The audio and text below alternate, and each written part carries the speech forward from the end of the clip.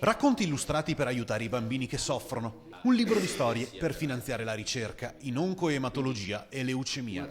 Una grande operazione di solidarietà orchestrata dalla Città della Speranza che ha permesso di raccogliere 1 milione di euro sino ad oggi.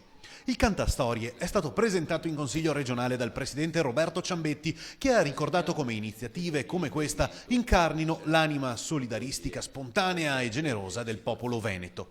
Gli autori degli 11 racconti e i 12 illustratori coinvolti hanno lavorato gratis. Non ci accorgiamo che leggendo delle storie, raccontando tante storie ai bambini, possiamo sostenere la ricerca. È un piccolo contributo, ma tanti assieme hanno permesso di sostenere tanti ricercatori in questi anni che stanno lavorando per sconfiggere tutte le patologie che riguardano l'infanzia. La ricerca ha fatto importanti passi in avanti, ma non basta. Ci sono ancora dei bambini che si devono piegare di fronte alla malattia. La ricerca serve proprio per limitare le percentuali dei piccoli che non ce la fanno.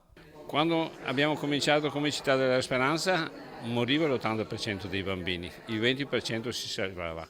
Adesso sono l'80% che si salvano, il 20% che muoiono. Però se noi pensiamo a quanti bambini vengono ospitati ogni anno nella Città della Speranza, sappiamo che pur essendo solo il 20% che muoiono, circa 50 bambini all'anno muoiono. Quindi vuol dire che un bambino alla settimana mediamente non ce la fa. Non dobbiamo pensare a quanti si salvano, ma a quanti muoiono.